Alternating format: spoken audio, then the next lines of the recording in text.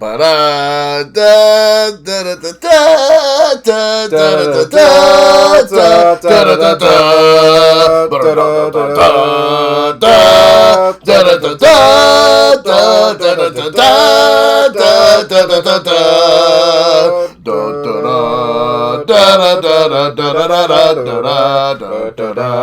the Lando Calrissian, the Lobot 2,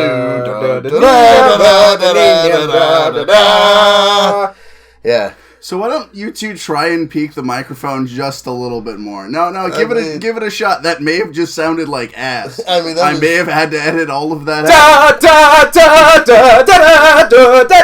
that's straight. Okay, that's painful. That's nothing but clips. Like, that's a brick. God, look at those waveforms. That is a brick right there. Yeah. Oh man. Well, I was gonna start this one off with an apology. But now I feel like I have something extra to either cut or apologize for. Yeah. I'm sorry, everyone. I hope your eardrums aren't bleeding if that's still in there. I hope they are.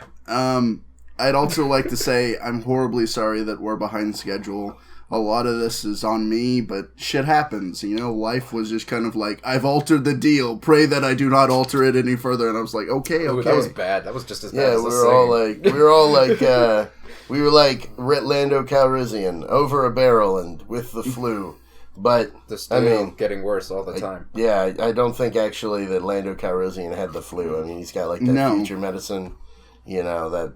He's also played by fucking Billy D. Williams. As we all know, Billy D. Williams is immune to human ailments as a 20th level monk in D&D's 3.5 edition. Yes, we all know that, Patrick. Of course. And I was just saying, like, if he had the flu... I mean, you couldn't tell. His voice is literally chocolate. Lando Calrissian doesn't get the flu. The flu gets Lando Calrissian. And the flu one day is like, oh my god, that sounds great. And then it's over. It's over for the flu. So the objective of this podcast is now to make Lando Calrissian the next Chuck Norris. Ha! I'm into it. I'm very, very into it. And also... Lando Calrissian goes down to the surface of Bespin to fight snakes. They are never pleased. The surface of Bespin is afraid of Lando Calrissian. I don't actually think Bespin has a surface. It doesn't. It's a gas giant. Yeah, it's a gas giant. He made a surface.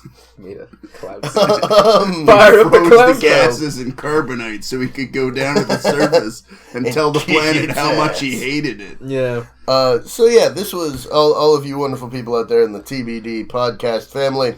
This is the promised podcast on a more pagan topic that I promised like 3 podcasts ago that we didn't end up doing. Yeah, this was supposed to be around Christmas. Yeah. Meryl Streep was important, guys. Yeah, well, she is important. I'm super down with what we did. I'm just saying that I had promised the audience a more pagan podcast, and it hadn't happened, and this is it, because Star Wars is pagan as shit. That's right. See, I know you're right, but at the same time, the way you said that just made me angry. Because I'm one of those pagan audiences that was, like, really into, like, you guys talking about Star Wars, and I'm glad that you kind of asked me to come here and talk about Star Wars. Of course. Star Wars is, like, the cat's pajamas for me. I know. It is my childhood in a bottle. Yeah, no. I remember watching Return of the Jedi the first time was a kind of anus-shattering experience at age like 7. Yeah, I discovered my parents' 1997 special edition box set of Star Wars, the original Star Wars trilogy, while I was doing laundry. Nice. Back in the day, and I watched all of them in a row, and I was just like, holy shit, this is amazing. Yeah. See, years later, it's all I think about. The funny thing is, knowing you, like, I equate that to, like, some kid finding his dad's porn stash and, like, leafing through it and going, like, oh yeah, boobies, but instead it's just Star Wars. Nerdy shit. Oh yeah. Really, blasters. It probably changed the course of my entire life, because after that, I was like, all right, well, I guess I'm not getting girls. Is my life now. There's only 2 female characters, and one of them is a lineless Twi'lek dancer who gets eaten very quickly. Yep. Oh, and Mon Mothma. Mon Mothma's there. Or in the special edition after the 97 special edition where they added the... 6 boob. 6-bit, yeah. Yeah. She is in, like, actually, she's in the first one, you're right. Just like a couple of panning shots. Yeah, you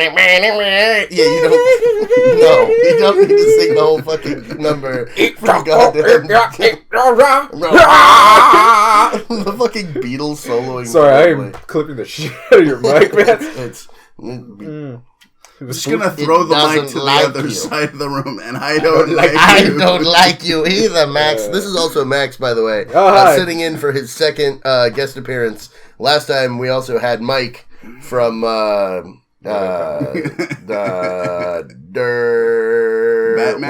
Yeah, Mike from Batman. No, I meant Mike from NATO Comedy. I was trying to think of the comedy group we're all a part of. As you can tell, we're all in tip-top condition for this podcast. I'm drinking Muscle Farm Energy Sport Zero Onyx Cherry, which for all I know, placement. Yeah. Hey, Muscle Farm, please support us with your cash dollars. Go to the, I don't know, my bank account. Smash cut to Muscle Farm Energy Drink Corporation meeting room. God damn it, we have all these kinds of detergent, but we don't know how to sell them. Just throw them in it, call it an energy drink. Add caffeine. Add beta-carotene. Put it in a bottle. Go the Four Loko route with it. Just fuck it. Fuck the consumer. It makes you clean inside. I don't think that's how science works. No. Which, speaking of Star Wars,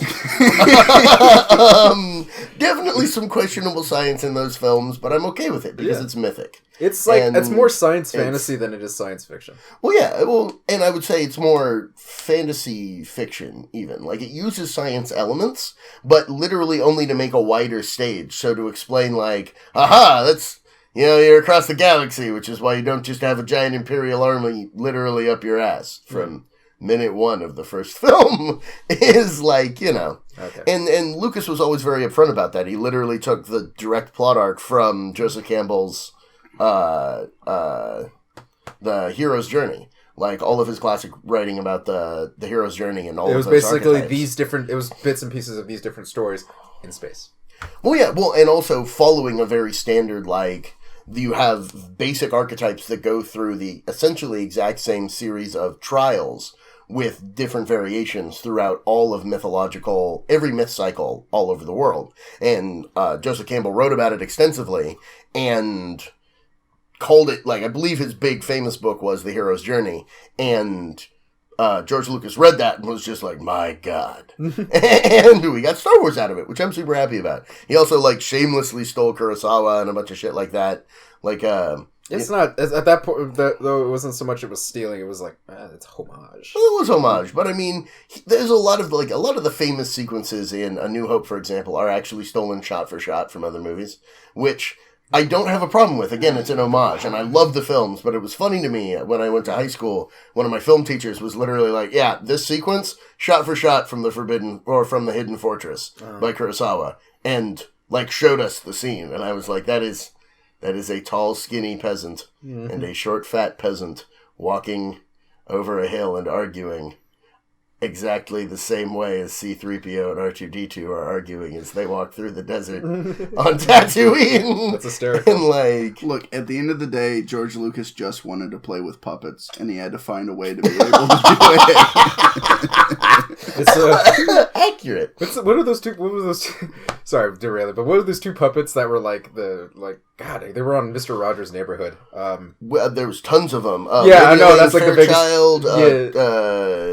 Who? King Friday. But yeah, King Friday. That they were just King like Friday come up from the train, and they would just be like, oh yeah, because the king lived next to the train tracks, the trolley tracks. Yeah, that's this funny. is the third world, not the first world. But yeah, that always reminded me of that. That was funny how you mentioned that, because it was just like, oh yeah, there was just, you're up on a hill, you're just you got puppets up in it. He had an excuse, and he made it a beautiful excuse. I love Mr. Rogers, but that's. I know. Etienne and I have had our Mr. Rogers. He's creepy as shit to me. Like, you can like him all you want. Like, that's why I love the Robot Chicken, where he fucking just straight up kills somebody. Oh, no, and I understand that. It's the same reason why I love Neil Cicieraga's The Ultimate Showdown, where at the end, over all of the great characters of history and fantasy, Mr. Rogers wins with a sword and a bloodstained sweater. Which, Homie was a sniper. What? Homie was like a Decorated sniper. That was actually that's apocryphal. Yeah. He was a I believe Baptist minister, and was disturbed by the fact that pretty much all children's programming didn't actually seem designed for children. It was just like adults kind of being like, here's something colorful, distract the children, something kind of educational, and was like, we should talk to kids directly. Like you were actually talking to a kid. And the show is entirely based on the idea of directly relating to the children instead of like creating a pageant. And I always thought that was a really cool philosophy, and he was someone who really put his money where his mouth was in terms of the way he lived his life. Despite, drowning that one poor production assistant who put the tracks too close. Look, you gotta break a few eggs to make an omelet. Just like Lobot had to, shoot a few stormtroopers in order to save the main characters. Because Lobot does what needs to be done. Lobot is the hero that Gotham deserves. I thought we were building up Lando, so to choose somebody else from Cloud City to supplant Lando. No. I just like Lobot. I just like the name Lobot. I don't really care about the character. And the fact that he's not actually a bot. Yeah, well, he's a cyborg. Oh, he is. He's a cyborg slave who Lando Calrissian freed. God damn it, I've read the encyclopedia. Yeah. There's a few more guys like him, actually. Another person shows up in Rebels. Nice. Season 1, yeah. He has the same kind of headset. He's a Rodan. Mega fucking cool. He has, not Rodan. Rodan's a Godzilla monster. Rodian. I was wondering. I figured you meant Rodian, but it's cool. Sorry, I always get those confused. My mental image jumped to where it was supposed to, rather than Godzilla. Yeah. But yeah, like it's like a huge thing that the Empire constituted, where they were just like, oh, these guys are being kind of assholes. Let's just fucking make them androids. Yep. Yeah. Make them into cyborgs, tie them into security systems, enslave them, and beat them until they obey you. It was really until Lando Calrissian came along and freed the slaves on Cloud City.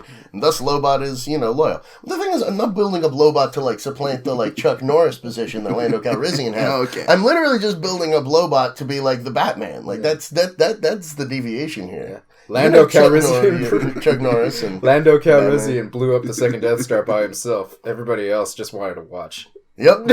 I mean... I'm really not sure what his co-pilot did, other than you mean make funny, what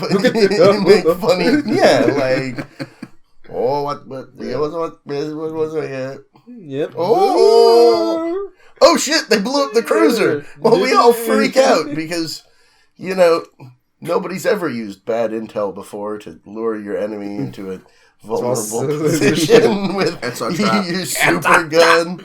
I did also like the precursor to It's a Trap with Leia and Cloud City being like, no, Luke, it's a trap. No, it's a trap. Nobody remembers that one. They all remember the Akbar one. Well, because it's the zoom in on Akbar's face with the pregnant pause and it's a trap. You can't. No, it's undeniably classic. I just found it funny rewatching Empire. Yeah. Luke, it's a trap, Luke. They straight drag her out. Nice. Which I love. Empire Strikes Back, man. Well, yeah, such a great film. That's part of why we're like. Today's topic is Empire Strikes Back. In case we didn't get to. There's a banner above the podcast. Okay. Yeah.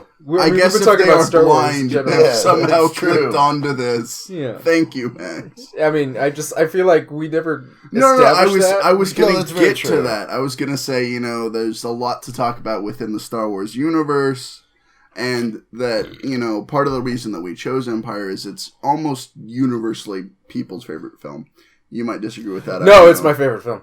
Not just favorite Star Wars film. It's probably my favorite film. Damn. Oh, damn. I didn't know that. That's high praise. Yeah, there's maybe a couple movies that come close to it, but that movie just makes me feel joy the entire time. Nice. I turned back into that, 97, year 1997. That 97-year-old man watching Star Wars and going, what? What is shit? Sorry, I phrased that wrong. I'm still waking up, guys. But it takes me back to folding clothes in 1997, watching it. What? Yeah. Fuck yeah. That moment of folding clothes. Yeah. Well, that's how you have that sense memory of the first time. I can still remember smelling the fucking popcorn the first time that I saw. I remember the end of the movie. I remember the credits rolling and smelling the popcorn in the room still from when I watched Return of the Jedi the first time. Which I saw Return of the Jedi on TV with my family before I actually watched all the movies. And they were like, cool, how did you like it? And I was like, that's awesome. What the fuck was going on? And they were like, oh, you haven't seen the others? And then like the next day we watched the rest of them. So yeah. Like, guys, how would I be exposed to this if not for you? Well, I mean, yeah, you know. But it was... My dad showed me all those movies. He showed me... He would rent Indiana Jones from the Blockbuster around the corner. Hell yeah. Like, he did 1 and 2. Like, he rented them all after we watched each other. It was really great. We watched that...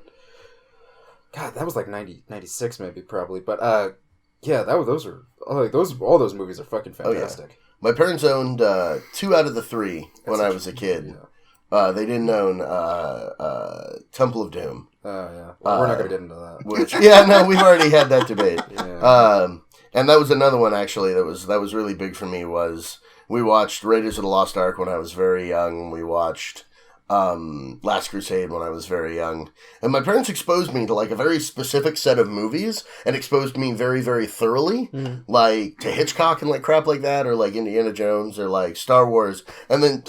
just left so many things out, which was part of the. We're gonna have to go back and like look at some stuff because I remember we had a conversation that was just like, wow, you saw North by Northwest, right? Oh, of course, I've seen a shit ton. North by Northwest, but I haven't seen Psycho. Like, I've seen a huge amount of Alfred Hitchcock stuff, but of course, I saw Birds. Okay, but I mean, like, I didn't see Psycho, and there's just a lot of movies along the years that I've missed a lot of the big names, which I'm slowly remedying as part of this podcast. Yeah, it's been one of the cool advantages, you know. Besides getting to hang out with my friends, make something fun. Fuck you! It's too late for that. All right. But Empire Strikes Back. Yes. Which I think part of it's... Yeah, I kind of want to go just from first scene down. Okay, so start. So the planet Hoth. And I do think that it's important to going into it to really note that, like, you had such an uptick in the quality of the performances and the quality of the writing once Lucas stepped back from those elements of the film, which he was so in charge of in the first movie, and then simply because of workload, delegated in the second and third films. Really comes through. First choice he made, which was great, was that he got an actor's director. Yeah. Yeah, and that he fucking unlocked so many fucking performances. God, I always fuck up the last name, but Irvin Kershner? Yeah. Kershner. Yeah, I believe that's correct. Yeah. Kershner, yeah. He came in and he was like, all right, this works. How can I get good performances out of these? And it's just, watching documentary, I always make a special point to watch like all the special features and everything on these DVDs. Because I always love seeing how these things get made. And yeah, just see him work with like Mark Hamill and like Harrison Ford, it's just, oh god. Well, especially someone with Hamill who had so much talent and just at that point in his career didn't really have the craft yet. Mm-hmm. And like, you look at his performance in the first film and he's directionless. And you look at his performance in the second film, and it's starting to solidify and codify. And then you get to the third film, and he's really, really on it. But what I love about the second film is that, you know, he is still kind of a whiny bitch, because it's only halfway through the journey. He's so much more real than he is in the first one. Yeah. Sorry. Here's the kind of fun thing about, like comparison. Like, if you go back and you compare, like, the first, like, A New Hope to, like, all the prequels, you could see some of the cracks in George Lucas's directing. Yeah. Because he has a lot of the same issues. All the characters have a lot of the same issues that the characters in those three movies have. Where they don't really... I mean, they bring their charisma because they're naturally charismatic. But a lot of them don't have that same kind of gravitas that they bring in the other two movies. Well, it doesn't connect. It doesn't land. And so much of that comes from the director's job, be it in live theater or in a film, is to have the unifying vision. Mm-hmm. So their job is to make all of the moving parts feed into that vision seamlessly. And that didn't happen because Lucas is admittedly a brilliant technical guy, like in terms of production stuff. He's just visuals. Yeah, no, and he's glorious at it, and he was a great idea guy.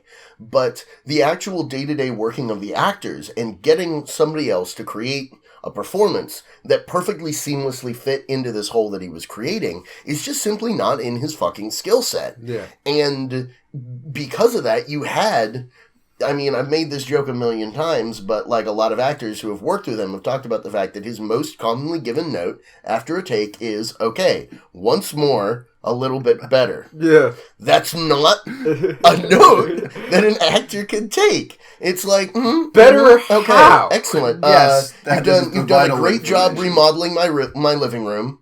Now once more, but a little better. Well, what do you want me to do? Do you want me to do a bigger arch going into the other room? Do you want me to change the color of the walls? Just better, I trust you. I mean, clearly you don't, considering you're just like, do it better.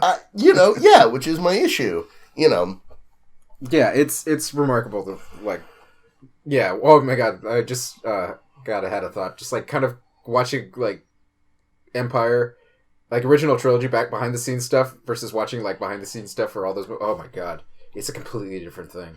Because there's actually focus on the actors. It's not literally like, here's a non-stop bonanza of crazy technical shit. That none of which the actors are going to see. Yeah. It's all going to be done in post. So it's like, they don't have any connection to it at all. It's like the gap is furthered. Yeah. And there's, like, 4 lines of the actors being like, hey, it was so much fun. Working with George. Yeah. There's no life or light left in my eyes. It's been I'm so tired. I really love the Yoda CGI. They literally... It's not like Frank Oz died. It's not like the Yoda puppet was set on fire in the burning of the Alexandrian Library. I will tell you this. Like, use the goddamn Yoda Muppet. You still have it. I've seen the Yoda Muppet in episode 1. That thing was awful looking. Yeah. Well, but they didn't use the Yoda Muppet in episode 1. They did. No, it's CGI. No, it was changed to CGI in another release. But in the first edition of Phantom Menace, it was a Yoda puppet. And it was awful. Well, I mean, as at least the first film release, like, that actually came out. I didn't see it in the theaters because... I didn't see anything in theaters. Neither did I. I actually have a fun memory tied to that too, but I'm not going to talk about it. But, like, I got the first VHS release of the film. Yeah. And it had, like, this giant, crazy, like, art book and, like, all this shit that came along with it, which was mega cool. But I was also like, but what the hell is wrong with this movie? But, like, episode 1. There's... Oh, yeah, no, I remember that. It was bad. Why didn't they use the old Yoda Muppet? Yoda Muppet. Timelines, age. Yoda Muppet. It's 18 years. Oh, I know. He's not going to age 100 fucking... He's 900 years old. 18 years is like a lot summer. Of things, man. It was one summer of his life's worth. When 900 years old you reach, care about 18 years? You will not. Yeah. Which, again, great Yoda impression, by the way. Well, thank you. Took me right back to Dagobah. I love that sequence so fucking much. Luke getting his shit pushed in was actually really great to me. Yeah. It's something that I really hated as a kid. Like, I loved the opening Hoth battle. And then, like, it kind of dragged for me a little bit with the whole Dagobah scene. But it's something that, like, rewatching it... as an older man, that's like, that's a very fair point. I've like grown to love it a hell of a lot more because I enjoy just how much Luke just gets fucked with. Because fuck him, he's being a jack off. Well, yeah, he doesn't this fucking is impossible. Get it. He doesn't. Yeah, and this is why you fail. Yeah, like that. Like it's literally, like, bitch, watch me lift your ship out. I don't. Literally, the line of like, it's impossible. No one could do it. And he walks away, and Yoda sighs, lifts the ship out of the swamp effortlessly, sits it down next to Luke. Luke runs over like a bitch and starts like glorying and looking at it. And he don't believe it. I don't believe it. And Yoda literally face palms and says, "And this is why you fail." And it cuts. That was pimp. That was a pimp moment. God. Yes, like glorious. Even the whole opening of Yoda playing the like, I'm the stoned old hippie in the swamp. Ooh, have some soup, Sonny.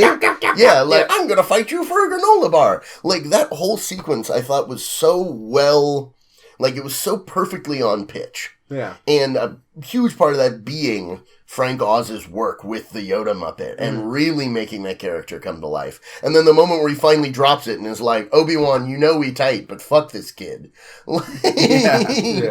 That whole build of that opening. I definitely Ben, tell him I'm ready. You ain't ready. It's like, I just told you to find him. I didn't tell you to... You're going to tell you to fucking give him sass. Yeah, no. Oh, and that's, again, that really, like, find Yoda. Be an asshole to every old man you meet while finding Yoda. Yeah, that's really going to help you get in tight with the 900-year-old Jedi Knight. Who's got nothing to do with asshole to his neighbors. Like, I mean, how is that going to help him? How's that going to make his day better? Like, even assuming that the old man wasn't Yoda. It's like, listen, Luke, he's had literally nothing to do this last 20 years but think of ways to sass fucking younglings. Yeah, these fucking younglings. These fucking Padawans coming up on my shit. Yeah. Well, that's why I love the recent page of comics that came out that was from the Dagobah training, where it's just Luke standing on his head and then he eats it, and he's like, fall you dead. Yeah. He's like, man, you had me standing on my head for 2 hours. Your head is hard your head is. Soften it well. You're having me stand on my head to soften it? Mysterious are the ways of the Force. Did you just make me stand on my head for 2 fucking hours because you were annoyed with me? Very mysterious. And this is the shot of him like, towering over him. Yeah, no shit. Literally nothing to do these last 20 years, but think of ways to fuck with you. Well, and Luke needed it. Luke needed to get his shit slapped around for a while by someone who really knew what the fuck was up. Yeah. And a big part of that, I think, is getting him to stop thinking and start feeling. Like, there's that whole great sequence of him riding on Luke's back, which is funny as shit. Yeah, and he's like flipping and doing the But literally him being like, run off all of your energy so that your brain can't even function, and then feel the Force flow. Like, that's all of what he's saying in it, is he's like, stop thinking, feel the Force flow, feel all the life around you. And that's why he's on Dagobah, is there's so much life force, which means so much of the Force on that planet, that, like, it's like, open up your goddamn ears, child, and let me pour the truth in. Like, oh, man. In addition to Yoda fucking with Luke, I also love the bits with Yoda and R2. Oh, yeah. They're kind of like not... Sorry. Max and I both went with the stick pantomime instantly. Which, no, is perfect. And the fact that they don't really repair their relationship after that. Yeah, he still thinks he's a fucker. Well, yeah, R2-D2 thinks that Yoda's insane. And Yoda's like, R2-D2's a bitch and couldn't take a joke. And then from that point on, an animosity was born. Yeah. Oh, he just didn't care. I think he was just like, this is just a robot that he brought. I'm just gonna... I remember this R2 unit. Yeah. Stupid question. Have there been any robot Jedi? I mean, it would make sense that there wouldn't, because they can't really feel the Force. That's like a huge thing. I mean, I know you talked about the Hutt Jedi, which there's the Hutt Jedi. There have been a few. There's a Hutt Jedi. The closest, and I'm saying the closest I think there's ever been has been like General Grievous, but he wasn't even he was not even a robot. Yeah, 2, he was not even a Jedi. 3, he was just some douche who liked lightsabers and was trained by Count Dooku. Yeah, legitimately, all 3 very good points. Yeah. Which it really pisses me off that unless you watched the hand animated done by the guys who did Samurai Jack, Clone Wars, watching that trilogy, you'd have no fucking clue who General Grievous was. And it was something where, like, I when I first saw episode 3, I watched it in the theaters, but it was after doing a marathon of 1, 2, and hand-animated Clone Wars. Yeah. And so I was like, cool, I'd never seen hand-animated Clone Wars. I was like, interesting, General Grievous, and I got to the movie, and General Grievous is right there, because it literally picks up 15 seconds after it was over. And I was like, okay, that's cool. And then... Hope you like realized, asthmatic robots. Well, yeah, but I mean, that's again, like, if you hadn't watched the... Sorry. You're failing... to realize one important point. He looks cool. He did look submitted cool. for your approval. He did in fact look cool. Would people give a shit about the Fets if it was any other Mandalorian? I mean, people love those characters for the goddamn suit. But that's Mandalorian armor. I know. That's literally Mandalorian armor. I'm saying it didn't have to be fucking Jango Fett. It didn't have to be Boba Fett. The armor's cool. Mandalorians are cool. Well, yeah. I'm saying the person behind the suit in that case didn't matter. No, okay. That people love them because they look cool, and I think there is that same draw with General Grievous. See, yeah, except... You might have made a mistake bringing up the Mandalorians, because the Mandalorians are probably my favorite part of the Star Wars universe. Well, they're fantastic. That's cool. I'm going to ride a missile directly into your house from orbit. Yeah. That's where I'm at. That's what I did for breakfast. Yeah, in the Clone Wars series, where literally, like, like the majority of Mandalorians had become like peace-loving pacifists. Yeah. And then there was like a sect of Mandalorians who were like, no, what the fuck? No, the war must continue. They have their tiny little fucked up moon that no one goes to because they're like, yeah, no, they were like, Death Watch. And we're just gonna start killing people because we're fucking true Mandalorians. And fuck this peace. What the fuck is this shit? Love the Mandalorians. Dude, Clone Wars, that was the best thing Clone Wars did was kind of do this whole backstory. The new series? The new series, yeah. The new series, I finally sat down and watched it this last year, and like while season 1 is kind of a slog to get through, it's some like season like 2 onward is like some of the best stuff I've ever seen. That's kind of what I've heard, is really that great. I really didn't want to watch it because I love the original hand animated so much, and all of that got retconned by the new series. But honestly, after watching the new series, I don't care anymore. Honestly, it really when it's really good, it outclasses that first one. Damn. Yeah, like it's really remarkable. I mean, there's some episodes where it's like literally because like whenever I talk about the Clone Wars series, I always say there's 2 guys who did it. There was one guy who basically really wanted to make a family friendly show about Star Wars, and there's one guy who just really wanted to make Star Wars stories. And really liked it. And really like, so Star Wars is not a family-friendly universe a lot of the time. It's a nasty universe. Yeah. So like you'll have that dichotomy. It was like, oh, Ahsoka lost her lightsaber, and then the next 4 episodes are like, oh, Ahsoka's trapped on this planet with fucking Jedi hunting Trandoshan's and going for sport. It's like, that's awesome. It's fucking amazing. It's really really good. So it's like yeah, when you get down to those like kind of episodes where they start talking about like Mandalorians and everything, they really go fucking all the fucking way, and it's just oh my god. So I mean, that's definitely a point in favor of it. I gotta actually sit down on that. You really should. It's just one of those things where I hate. I can give you a guide for rewriting.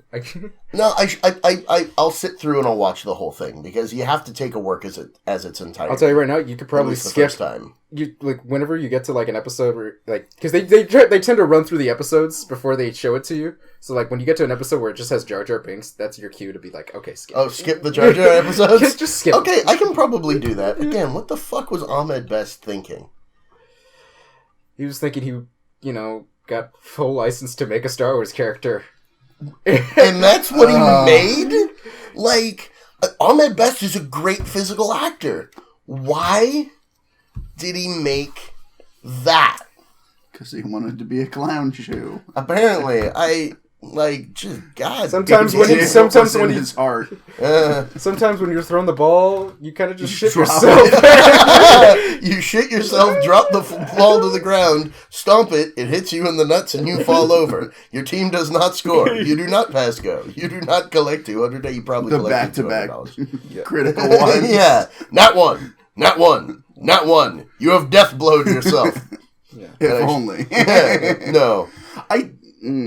Off topic, but I did actually enjoy We're so off topic, the Gungans besides Jar Jar. Oh, interesting culture. Yeah. Boss Nass is like my single favorite part of episodes 1, 2, and 3. Like, bar none. I call things Boss Nass in my everyday life. I'm like, this is some Boss Nass shit. Like, because Boss Nass is in fact the boss. Yeah. Nass. Did I ever tell you about the cheese cut from all the original trilogy? They cut cheese? They cut all the they just cut all like the kitty stuff, and so basically they make all the Gungans speak a foreign language instead of like broken English. So they come off That's way better. Yeah, they come off way more intelligent and way more interesting. I love that. As long as they kept the gravitas of Boss Nass. Oh, absolutely. Voice. Yeah. In fact, he has more gravitas. Yeah. It's like it's like almost like they almost speak like Huttese in a weird way. I love that. That's excellent. But yeah, they cut out all like the really crappy bits. Like they cut out almost all of Anakin like blowing up the fucking Trade Federation ship because that sequence makes no sense to begin with. Because how is destroying one ship gonna do anything? Because they had like a fleet of ships forming a blockade. Well, I mean, if it's the flagship, then I definitely see that. There's nothing to denote that. There's a hole in the blockade so the people from Naboo can get out. Ooh, but there's still all the other ships. Yeah. I mean, it's not like you have giant ground base. Like, the ground battle actually really fucking matters. And they cut out most of the cheese from that, too, so it's actually competent. Like, we won because Jar Jar can't handle locks. Yeah, no. Or using ammunition correctly. He hit more fucking troops than I think most of the stormtroopers. It's early combined in all of the films. Yeah. Yes, you're 100% accurate. The only thing that actually stormtroopers can hit are apparently Jedi. Ba-da-da-da, that made me so angry, but let's not get on that topic. Okay, back to fucking Empire. Oh god, the Hoth sequence. All of the Hoth sequence. Like, from the fact that they did that beautiful art imitates life business of, like, shit, Mark Hamill looked like he was just in a motorcycle accident, because he was just in a motorcycle accident. We need to address this. Yeah. And I love how well they did that. Is that really the reason why they had him get captured right there? Because, like right before they started, principal shooting, he was in a massive motorcycle accident, and they had to rebuild his fucking head. Like, that's the reason his face is a totally different shape. They had to rebuild his skull because his face got completely, like, destroyed in a motorcycle accident. Oh, wow. Yeah. A new hand is not the only thing he got from episode. It's very true. Yeah. But yeah, that's why that, like, at the beginning of that, if you notice, when he takes down the thing, they have him, like, totally, like, obscured by snow and shit, so you can't really see his face. All of the injuries that he has later on, like, after they get him out of the Bacta tank and shit, it's all real. are real. That's really from great. The fucking thing. And so that's why they were like, we need a justification for why his head is an actual physical different shape than it was in the first film. That's fucking and it was the Wampa.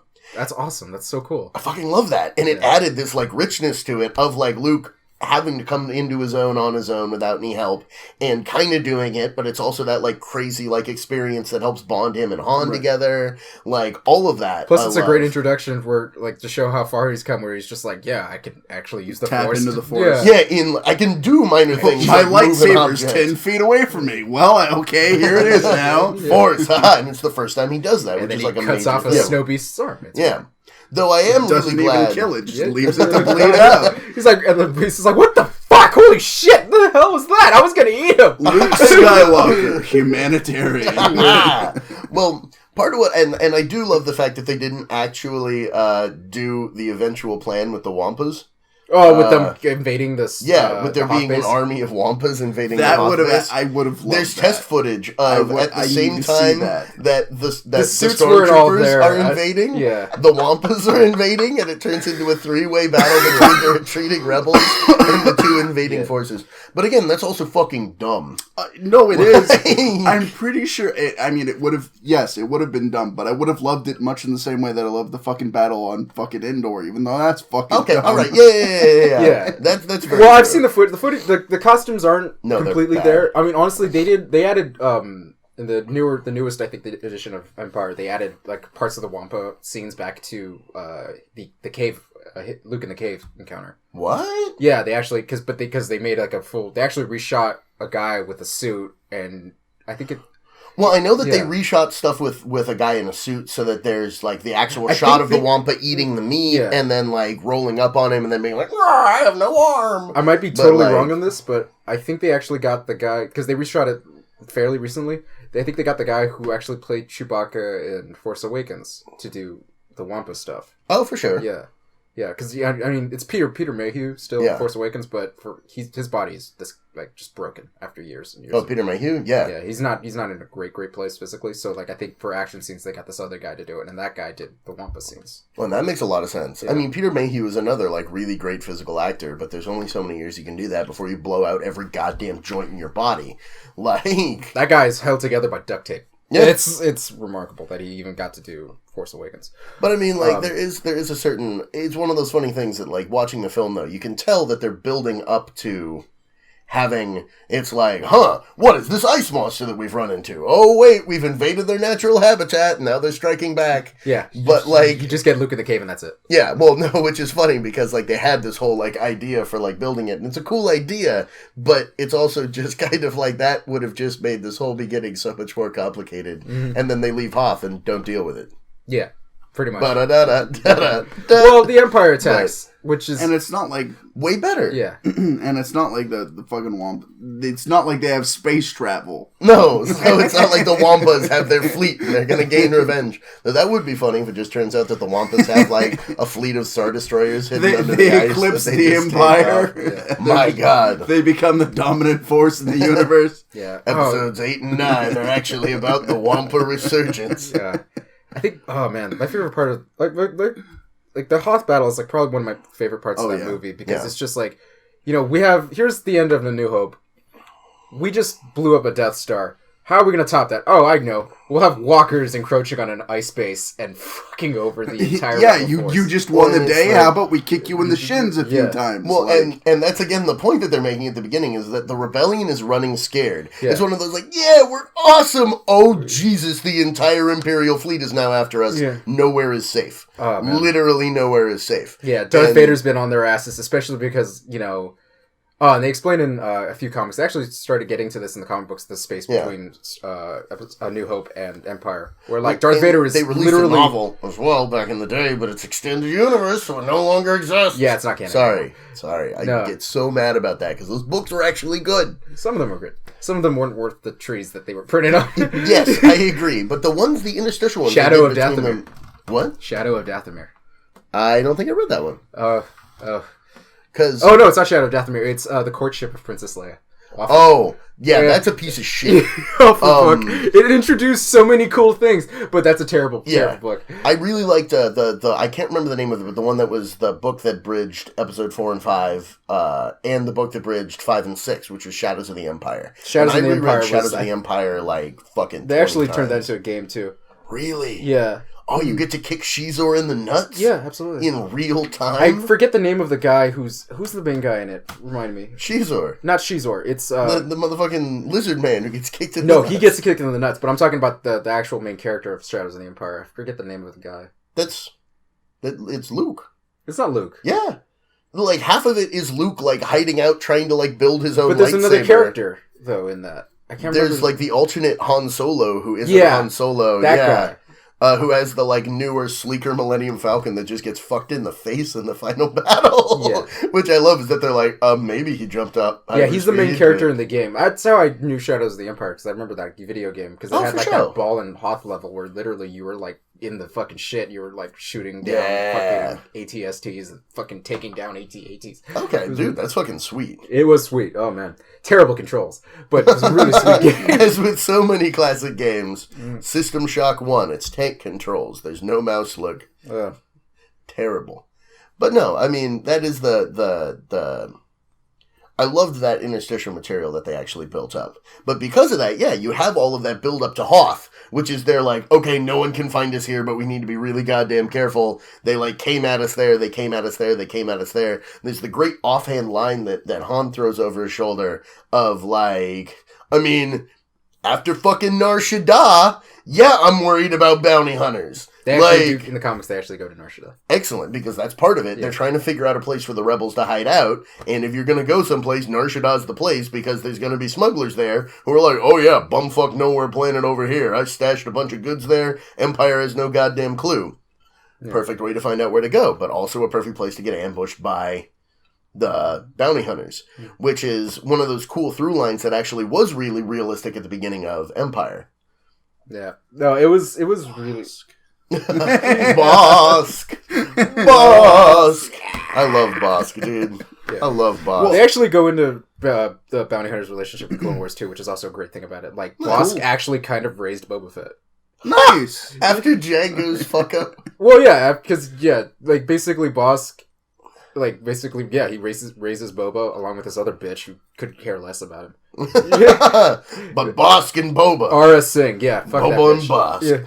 The thing that I love about 5 with the bounty hunter scene is that they're all really different characters and they're all really unique and really cool. But the unfortunate thing, and like as much as I love him and as much as I love Mandalorian armor, like fucking Boba Fett just becomes the lightning rod for all of it. Yeah. And I wish they would have delved more into fucking Bosk, fucking IG-88. Dengar's cool as fuck, actually. Yeah. Even though he looks like a clown shoe. Yeah, Dengar's actually really cool. Yeah, hell yeah. IG-88. No disintegration. Yeah, IG-88 is the fucking, what's his name? IG-88. Yeah, IG-88, It's yeah. a droid. It's a combat droid. Yeah, no, and who gets killed in one of the later books, and then, like, basically clones himself, and then the clone builds a factory that's non-stop pumping them out. Like, did you ever read that one? No, I never read that one. That's Oh my god. It's just literally like a series of them coming after Luke Skywalker indefinitely. There's just an infinite number of him. Dude, if I mean, okay, it's not canon now and it doesn't exist,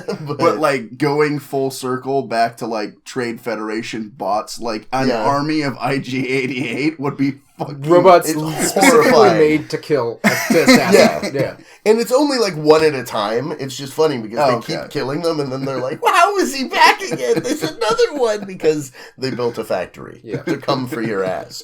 Darth Vader got a fucking upgrade in Empire too. They think he came out, like, he actually had gained a personality after New Hope. Like, he really didn't have much to do in A New Hope. I'm sorry, just James Earl Jones being the voice and uncredited is bullshit. Yeah, that is uncredited. Yeah, they fixed that they fixed that in later editions. And but it was basically to keep asshole who played the body of Darth Vader happy. David Prowse. And honestly, now been permabanned from all Star Wars conventions. He never gets any mention for anything, which is kind of, it's sad, but at the same time, fuck that guy. Well, he was the body, and he deserved credit for that. But then Lucas, because Lucas was bad at handling actors, was like, without talking to you, I'm going to replace all your lines with James Earl Jones. Yeah. Okay, and I'm not going to give you the real lines. I'm not actually going to even tell you what the real lines are. James Earl Jones. Yeah.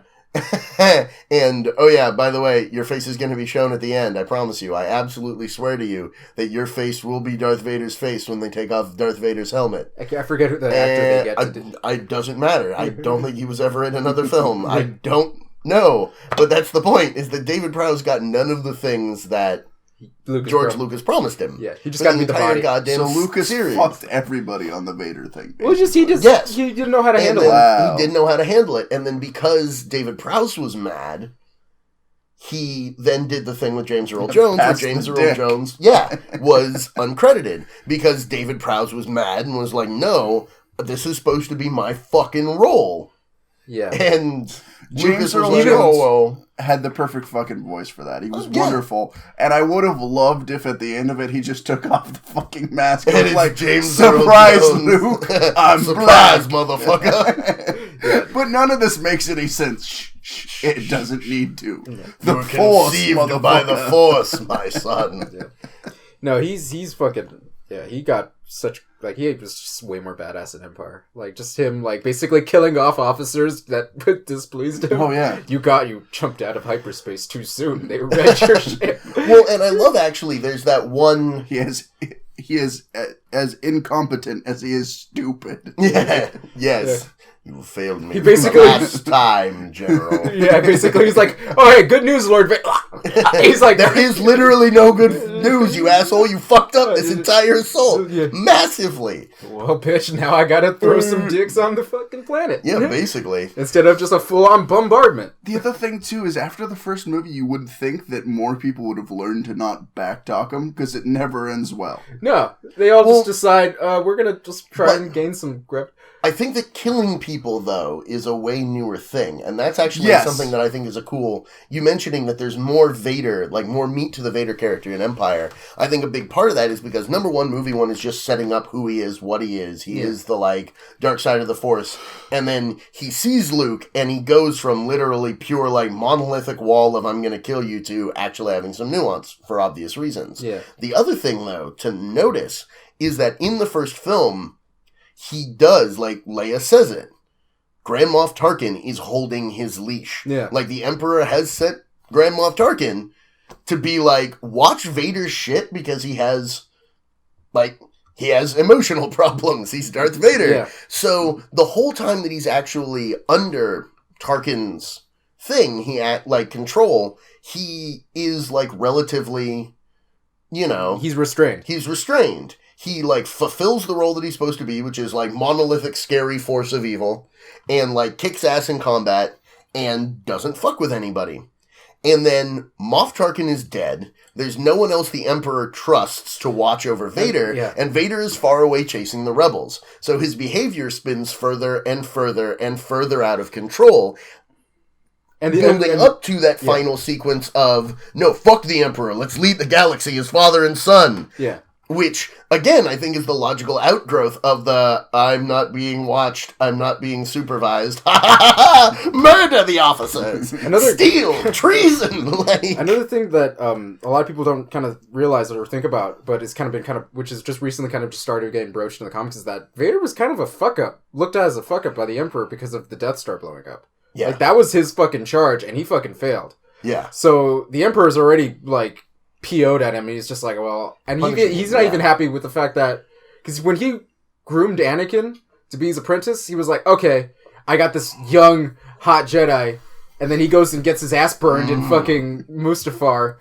Well, yeah, literally, like, you're supposed to be the most powerful goddamn Force user ever to have lived. And all your limbs are fucking gone, and I'm like... I've got to rebuild your ass. Yeah, and you can't... You're basically a shell of the person that you were supposed to be, so I'm stuck with you. And so, like, Vader already is just like, alright, well, now I gotta do this. Well, yeah, I mean, he's put all of his eggs in one basket. Mm-hmm. It's not like he can go to Obi-Wan and be like, Obi, what up, dog? I forgive you about them limbs, bruh. Yeah. I forgive you about all them limbs, bruh. Yeah. Like, and, you know, there is a good point that, like, he hadn't completed his training at that point. Though, again, like, we didn't get the... hunting down and destroying the Jedi sequence that we were promised by goddamn Obi-Wan's line in the first fucking movie. It was clone troopers. Again, I'm sorry. We're not going to get into that, and I don't think we should, because I will just yell for the remaining, like, 20 minutes of this podcast. Like, No, we should stay on topic. But yeah, like... not even on topic, just not on that topic. Stay on target. Stay on target. I can't. They're everywhere. Stay on target. Yeah. Loosen up. So the entire hot sequence was great. I love Darth Vader throughout the majority of that. I don't think there's much to talk about in terms of the asteroid scene, which I still think is great, and I also love the... With the giant worm? Oh, the penis worm that comes out of the rock. And the space herpy. Space... oh my god. Well, I love that whole thing. Just pure... Like, I think the ultimate codification of... Or exemplar. Codification is the wrong word. The ultimate exemplar of Han Solo as a person is found in that sequence. Yeah. It's he's like, this isn't right for rock. Shoots it. Okay, we need to leave. Shoot it again. Okay, we need to leave. Like, he shoots it once and he's like, all right, scientifically, we need another test. I'm going to shoot it again in the same spot. Okay, I've taken the data. I've reviewed it and concluded that we need to get the fuck out. Get the fuck out, dog. Yeah. Like, I love that shit so much. Oh, man. Yeah, it's so great. Well, and the beauty of that, like, really being he's a fucking straight smuggler. So this is what Han Solo is good at. Hiding from Imperial capital ships. He's fucking immaculate at it. Yeah. And there's that wonderful sequence then in the asteroid belt. And then there's the whole sequence of him back on, like, hiding on the goddamn Star Destroyer. Really, his only fault was... one, leaving too soon, and two, because fucking... Well, actually, he did leave too soon, because I would have... Yeah, but Boba Fett... at the perfect time, he just didn't count Boba Fett knew... There was an unknown. Yeah. Boba Fett just knew his shit, and he was like, alright, I know exactly where he's fucking going. Well, yeah, I mean, yeah, Boba Fett... His biggest mistake was going to fucking Bespin, actually. Well, yeah, they were trying to find a spot where they could actually do real repairs, because they had the jury-rigged together hyperdrive. And you know, that shit was broken for like the majority of that movie. Well, that's the beauty of it too. Like in the first one, it's like, yeah, this is my bucket of bolts, but it's a kick-ass ship. And then that whole movie, they're like, okay, we need to actually do like the upkeep because we've been running this jacked up old ship into the ground. Space hoopty. You know, it's a space hoopty that they put like a V12 like supercharged engine in. So yeah, it'll get you there, but it's also going to run ragged. It's literally falling apart at the seams continually. All the scenes of the auto turret going off, shooting the Imperial soldiers. Well, they're like, shit, we can't even fucking start this. Fuck. Yeah, in New Hope, love that. Well, that's Empire. That's an Empire. That's Empire when like they're trying to get the ship going and they're when they're leaving Hoth. Where it pops down. Well, it happens in both. Yeah, the stormtroopers kind of are like trying to like, and they were like, "Nope." I installed auto turrets on this because this is not the first time that this exact situation has happened. Yeah. And I mean, I know that we're leaving aside the incest scene. Oh yeah, I was thinking about that. Vibes. The truest moment that George Lucas didn't think that ahead. Yeah. Well, but it was logical because they had set up that kind of. They're both obviously attracted to her during the first two films. There is this kind of setup for the love triangle. Wait, maybe they did set it up because even they have that throwaway line where he's Luke's leaving Dagobah and he's like, no, there is another Skywalker. Right. Like well, it was set up. I mean, it was all diagrammed in advance. But that was the thing, was that it was being totally realistic about the fact that these characters had no idea. Right. And that is something that happens in the real world, where people end up, like, meeting and getting married and banging a whole bunch and, like, having kids. And then, like, oh, shit, actually, we were both adopted and... Say, oh, son of a bunch, we're siblings. Yeah. My life is a heartbreaker. Yeah, but that's, again, like, I love the realism of that, in that there is this, like, there's that tension between the characters. I also love the fact that legitimately the only reason that Leia kisses Luke is to give Han a fuck you. Yeah. Because she loves Han. Luke, she straight up loves Han. She already does at that point. Being a dick for the entire... He's literally being the hugest schwanz for that entire sequence. Like, oh, what? What, you gonna miss... Is it gonna be you missing me or the Alliance missing me? And she's like... Both. Do we need to have this conversation? Yeah. Like, we're literally I'd sooner give Chewbacca a kiss. I can arrange that. Yeah, I can arrange that. I love that. He could use a good kiss. But, yeah, he's being a huge tool. But that's what's beautiful about that, is that Luke damn well knows it. Yeah. Like, Luke knows that she's not into him and is actually into Han. But he's still gonna have fun. I just love the fucking elbows up, like looking over at Han, like, what's up, bro? What's up? What's good? And Han's like, bitch, I didn't throw you in a tauntaun an hour earlier. Like, I saved your ass, I dragged your ass home. Yeah. And that's something that I absolutely love from the film, too, is the quotables. Like, there's a shitload of quotables throughout the Star Wars universe. But especially 5 on the rewatch, like... I'll see you in hell. Yes. Yeah. You'll freeze to death before you hit the first marker. Then I'll see you in hell, man. Like the throwaway line that they had to make an entire Wikipedia entry about because they had to explain hell in the Star Wars universe. Yep. Oh my god. But yeah, no, all of those like wonderful throwaways, including the like, yes, you do so.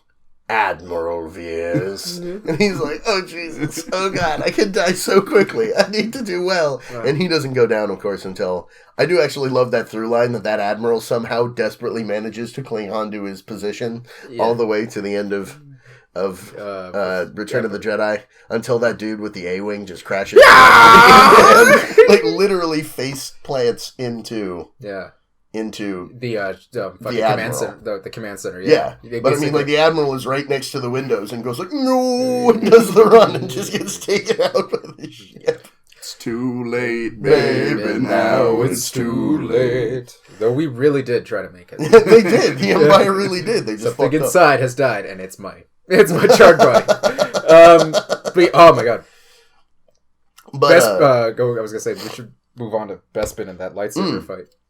Which is really the best lightsaber arguably fight. The best, yeah. Well, the thing that I think is funny is rewatching it, like, I think they tried to do a massive callback with the Darth Maul fight in episode 1, and it kind of fell flat. Oh, absolutely. Because there's the whole segments in the fight, like, you know, the waiting between and, like, this is stupid, but, like, when it's done in episode 5, like, there's reason for it. Well, there's so much more weight behind the fight in Empire, because one, it's like, okay, this is Luke's turn to fight Darth Vader, who basically straight up bitch slapped his master. Yes. And, I mean, he let him, but at the same time, he totally got smacked. So he's like, and Vader would have won that fight anyway. Like, yeah, and Vader... Obi-Wan knew it was a delaying action to get the ship out. Yeah. I mean, the only reason that he survived even a moment in that fight was because Vader was pulling all of his punches. Yeah, he wanted to talk shit before murdering him. Well, he was like, at the core of that fight was trying to get his son to join him. which is why he's like, all right, at the end. Oh, you mean in the Empire? In Empire, yeah. In Empire, he's just like, okay, I'm basically just I really need to talk to you. I wanted to freeze you in carbonite so I'd have a chance to talk to you, but we're just gonna get so I could take you with me and you wouldn't have a fucking. But choice. yeah, Vader is absolutely 100%. Just he's like fencing him at this point. He's just like, this is cute. I want to see what you learned.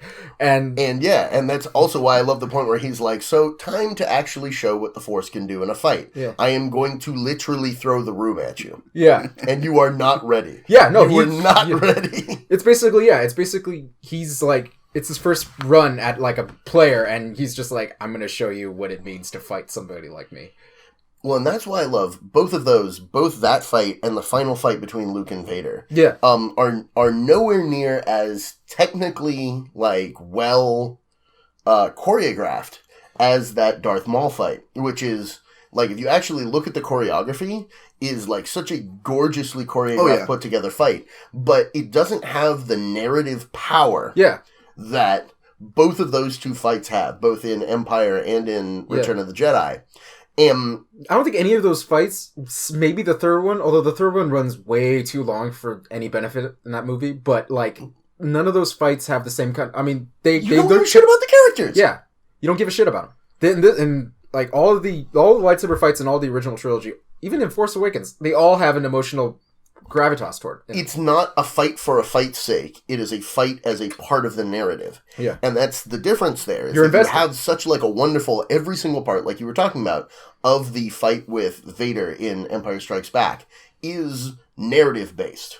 It's Vader testing his abilities. It's Vader looking at all the different stages. It's him prodding different points and then being like, and trying to basically show that he is stronger and then be like, you want this strength. Come to me. Come to me. We can do this together. Yeah.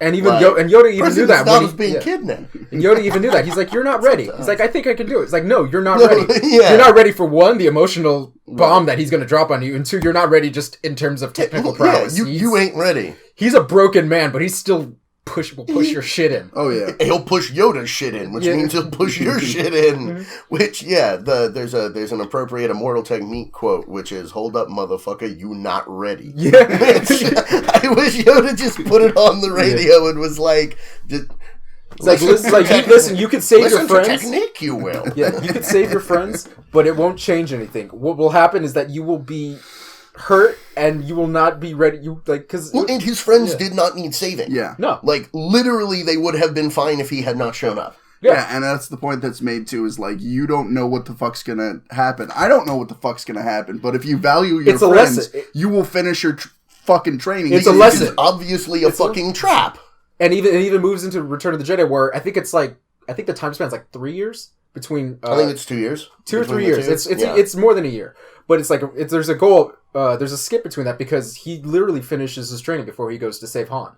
Like he actually learns his lesson. He's hiding out. He can't get back to Dagobah because he's gone way too far away, and like the bulk of the Imperial fleet is there. So he goes back to Tatooine and sequesters himself at fucking Ben's house, at Obi-Wan's house, and Obi-Wan has all of the fucking documentation about it and trains his goddamn ass off. That's like where he builds Unfortunately, his own that's been removed. Lightsaber. I don't give a shit. They blow up Ben's house in a comic that takes place between New Hope and Empire Strikes Back. I don't give a shit. He still learns from Ben's holocrons and shit. Nice. But and that's how he learns to build his lightsaber, which is still kind of a poor man's lightsaber, but he builds it. Well, it's his first one. Everybody's first one is shitty. Yeah. Like the one. But that one it doesn't even use a kyber crystal. It actually uses I think a synth crystal or something. Oh damn! Right. Well, the kyber crystals you have to synthesize. It's my favorite yourself, lightsaber, so I know a lot about it. Oh no, I feel because there's this wonderful sequence in Shadows of the Empire where it's him like at the house, like chilling at Ben's place, like fuck. I still have another 20 hours of this goddamn crystal synthesizing so I can build my fucking lightsaber. And the good lightsabers are supposed to have 3 crystals. I'm going to have 1. Yeah. I hope it turns out. I don't want to spend another week building another crystal. And I loved that sequence because it is just like the nuts and bolts. They cut that out of Return of the Jedi, but oh man, that would have been great to see. I would have loved to see like Luke construct his lightsaber and really kind of get more into his training. Because they don't really... Yeah. If there's one fault that the original trilogy has is that they don't show a lot of these things that happened in between. Well, yeah, it literally or is give you like a sense of what's big happening. Story points, and they left out those middle points, which is why I thought that having all of that filled in my novels was so strong. And then they cut out all of them. Yeah, and they're refilling the gaps that were left, but it frustrates me because so many of those gaps were so well filled, and it worked perfectly for the world. Well, the good thing about a lot of it is that it's not cut out until they publish something that absolutely says it's cut out. So a lot of those things you could still say like, okay, yeah, that's still like I still consider Knights of the Royal Republic like canon, even though it's it's kind of hanging there in limbo until they decide either it is canon or isn't. But like just to kind of see but that fight with Vader where he's totally unprepared and you could totally see it. He's just like, I'm striking you, but it's just like, and you're just like, bitch, what'd you learn in the cave? Like, he shouldn't have taken his weapons in. The funny thing too about the cave scene is it actually like freaked me out as a kid. Oh yeah, well, it's like it wasn't quite like seeing a Gelfling get their life force drained, but it was a close second. It's up there. Yeah, no. Well, and that's something that I again, so much background built into the world, like. Lucas had a backstory for that cave, but you don't fucking find out in that movie. Yeah. And you only find out in the books because he actually published stuff being like, oh yeah, that was the death place of the guy who corrupted Exar Kun, whose name fucking escapes me. I think the Sith Wars, 4,000 years ago. Yeah, I think there's there's a guy. I think there's like one Sith. I can never remember his name. He also corrupted Revan and Malak, but yeah, it's literally the ghost. It's the Sith ghost that lives in that. It's not a god damn it. I can never remember these fucking Sith names. They're all so good too. No, that's I don't want to digress. Yeah, no, like that'll literally take. Yeah, that'll take forever. I could talk about Star Wars lore for hours. I have by. If you're watching this video over an hour. But yeah, all of us I think are on that same level of ability. Kind of capping off kind of the discussion of Empire. Just I do want to kind of make a final note to mention the music. Oh yeah, the music is some of the best. Like, well, I think presuming if that's audible, you guys kind of did that at the beginning too. But yes. Well, no, I'm talking specifically like the Bespin themes, the Han and Leia theme, which one comes of those out beautiful in the pieces of second music. film. And was not in the first. Yeah, it's just that. Even the Imperial theme, I was gonna say it's harder to find a more fucking iconic piece for something in cinema. Yeah, like literally all of these iconic themes. Yeah. Empire is the root source of all of them. Like that's is where all these. That's in the first one. That's in the first one, but like. That's like second one. Then you have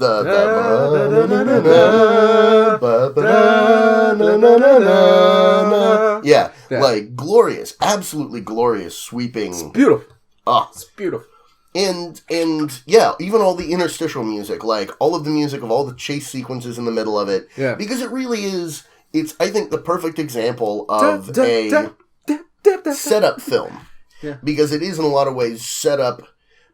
Like, there isn't a huge amount that, like, happens in the plot. Like, everything there's a bunch that happens in the plot. The big theme of it is learning the hard way. Later things. Yeah. The big theme is learning the hard way. It's you paying your costs to be the boss. Yeah. In the next film. And so often in movies, you have these setups where it's like, yeah, that was a whole movie of setup, but it doesn't really hold its own as a film. And Empire is one of the few examples where it both holds its own as a film, every aspect of the production was just, like, lovingly taken care of, and it's really kind of a downer, now that I think about it. A perfect setup for the next film. Yeah. It's a total downer ending, which I love. Yeah, Han is in carbonite, Luke is wrecked, everybody's fleeing. I mean, you had the Mon Calamari join, so you actually have a couple of new ships, but... See, I think that the film for a large part is a downer, but it ends on an extreme high note. It ends on a high note because Luke has learned. By that point, Luke has definitely learned his lesson. Compared to he's what got it physical. They got been, away fucking like scot clean. Yeah, no, that's very true, and that could have been a way darker ending. Yeah, but I do love that end of it. It's like, Luke has finally actually learned. You can't just Superman through things and be like, I've got the Force, yeah. No, because Darth Vader he also has the Force. Yeah. Like the film's rough. He gets a lot of important lessons. It's got a thick layer of icing on the ending because the super ending is like Luke's getting a new hand, the fleet is regrouped. Like, fucking Lando turned out to actually be a homie. He's going to go get Han. Yeah. Like, so many up notes at the very end. And then Chewbacca's like, you're not Han. You're not. Well, it would also make sense that, like, motherfucker fled Cloud City with them and is like, I've literally been wearing the same clothes for, like, 3 weeks. Do you have anything that fits me? And they're like, I mean, we have Han's clothes in the closet. Which actually totally makes sense that he's like, yeah, I'm borrowing Han's clothes. It looks a little suspicious, though. Owes me. It looks suspicious as hell, though, when he's like, yeah, we're gonna go find Han. Why are you wearing Han's clothes and sitting at Han's seat? I love that fucking joke. It was on Family Guy where they made that joke. Oh, man. I'm the new Han. The better Han. You see, because I'm Billy D. Williams. Plays Han Solo. Yeah. Oh, God, such a wonderful film. Absolutely glorious. And then it's Return of the Jedi, which is still a great film, but has many, many problems. It's been a while since I've seen think it has a couple of problems, Return. I may actually enjoy Return more than Empire, which is weird, but I love Empire Strikes Back.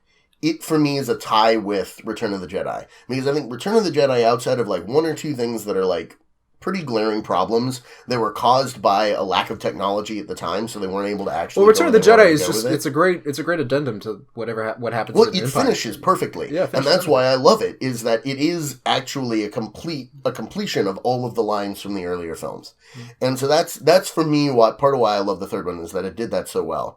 But that's why, like, I can't say which one that I like better. I love both of them. I think that Empire is a more solid film. Yeah, no, I think Empire is a much more solid film, technically, and, like, directed, it's way agreement. Yeah, I would agree with that completely, too, but, like, for whatever reason, my, like, boyish enjoyment of... Your heart sings for Return of the Jedi, and I have that same reaction. And I can't deny the fact that when we hit that lightsaber fight at the end, every single time, I don't care how many times I've watched it, the point where Luke finally loses it on Vader after he joins the dark side for like a second. I will not fight you. The point where he finally... I'm getting goosebumps right now talking about it. I cry and get goosebumps every single time I watch it. Because he breaks down. He joins the dark side for that brief moment. They do that so well. Yeah. I'm sorry, you were going to say something. I love that they bring up... I'm sorry, but, like, I love that they bring up that theme of the hand... Where, like, the hand that's the dark side. That's literally, like, this is the physical embodiment of this. Because the representation, he lost it to the dark side. Yeah. And he made a poor decision, and that's the part. And they call back to that even then, where he looks at the hand, and he's just like, holy shit, this is, like... Yep. Anyway. It is the same. What you had to say was much more important than what I was going to say. I was going to say the only thing that I find funny about this is, it's kind of the good versus evil, the Empire versus the Rebels, and I've always found myself, like, on the side of the Empire, which is weird that I might actually enjoy fucking racist. Return of the... I'm so sorry. Rebels scum. Continue. Which is funny, given that I know that predilection within myself, but I may enjoy the film more when the fucking Empire goes down. Well, which also makes sense. There's something very appealing about the aesthetic. Like, I love the aesthetics of the Empire way more than I love the aesthetics of Return. Of the Rebels. Oh. Like, if we're looking at pure aesthetics, like, I fucking love the costume designs, the architecture. Well, they did a ship good job just making the Rebels are more like downtrodden and they're haggard, while the Empire is clean and sterile. Well, yeah, they are literally space Nazis, dog. Yeah, they are literally space Nazis with Palpatine as their Führer.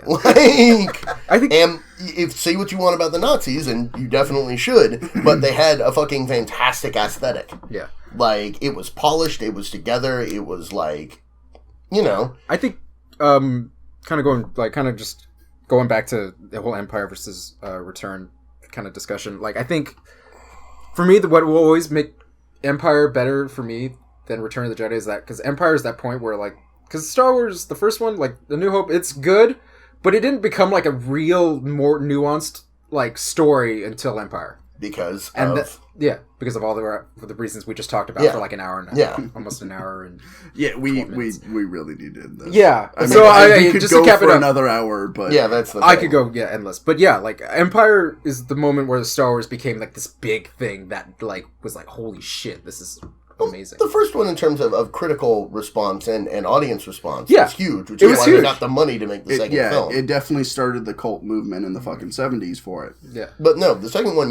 was where it really came into its own. Yeah. It became this thing that's like, wow, this is like, I'm going to be watching this for years. Yeah, I'm gonna be timeless. Especially as somebody from our generation who didn't grow up with any of the original three, watching them after they've already come out, like 5 is pretty much the first one that makes that punch. Yeah. Whether you like 6 more or not, like it has that effect. Yeah. The one that gets you by the short and curlies and then won't let go. And even when you watch like episode 7, like the ones that really make you like the biggest story emotional beats in that come from Empire.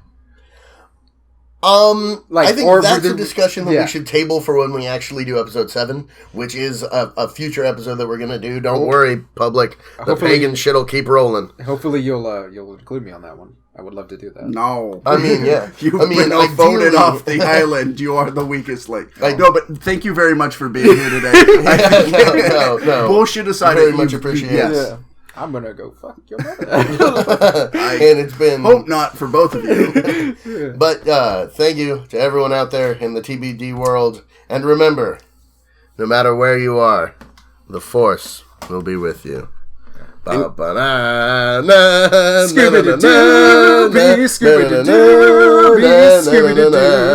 Fisher, you're a badass.